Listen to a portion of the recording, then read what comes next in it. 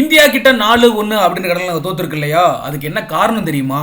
நாங்க ஒரு வலுவான டீம் தான், ஆனா எங்களை விடவும் எல்லா துறையிலுமே இந்தியா சிறப்பா விளையாடி இருக்காங்க, அதனால தான் இந்தியா வின் பண்ணிருக்காங்க அப்படின்னு சொல்லி சிறப்பா பேசினது மட்டும் இல்லாம பயங்கரமா புலம்பி தள்ளி இருக்காரு இங்கிலாந்து கேப்டனான பென் ஸ்டோக்ஸ். ஓகே, என்ன நடந்திருக்கு, பென் ஸ்டோக்ஸ் என்னெல்லாம் சொல்லியிருக்காரு அப்படிங்கறதெல்லாம் டீடைல்டா பார்க்கலாம்.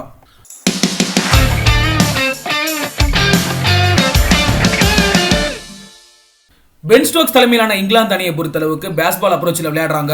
டெஸ்ட் கிரிக்கெட்டையே ஒரு T20 ஃபார்மேட் கிரிக்கெட் மாதிரி தான் ஆடிக்கிட்டு இருக்காங்க. அதற்கு இங்கிலாந்து அணிக்கு பலனும் கிடைச்சிருக்கு, பல தொடர்களை வின் பண்ணிருக்காங்க. இந்த நிலையில தான் இந்தியாவுக்கு எதிரான டெஸ்ட் தொடர்லையுமே நாங்க பேஸ்பால் அப்ரோச்சோட தான் விளையாடுவோம் அப்படின்னு சொல்லி பென் ஸ்டோக்ஸ் பேசி இருந்தாரு. அதற்கு தகுந்த மாதிரியே முதல் போட்டியில் அபார வெற்றியை பதிவு பண்ணாங்க. வெற்றியோட தான் 5 போட்டிகள் கொண்ட டெஸ்ட் தொடரை தொடங்கினாங்க இங்கிலாந்து அணி. ஆனா அதுக்கப்புறம் நடந்த கதையே வேற. ரோஹித் சர்மா தலைமையிலான இந்திய அணி ஹாட்ரிக் வெற்றியை பதிவு பண்ணாங்க.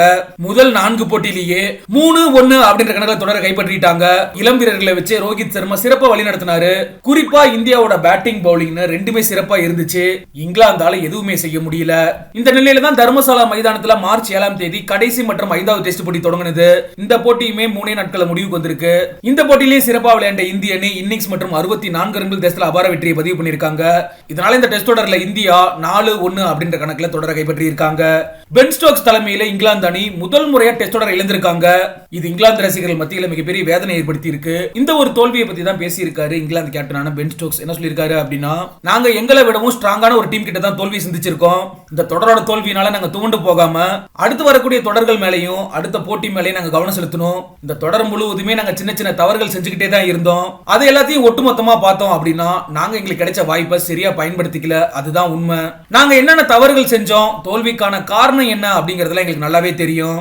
இந்தியாவோட பவுலிங் பெர்ஃபார்மன்ஸ் சிறப்பா இருந்துச்சு, அது உண்மைதான். ஒரு டீமா எங்களை நாங்களே வலுப்படுத்திக் கொள்வோம். ஜோ ரூட் இந்த மேட்ச்ல சிறப்பா விளையாடி இருக்காரு.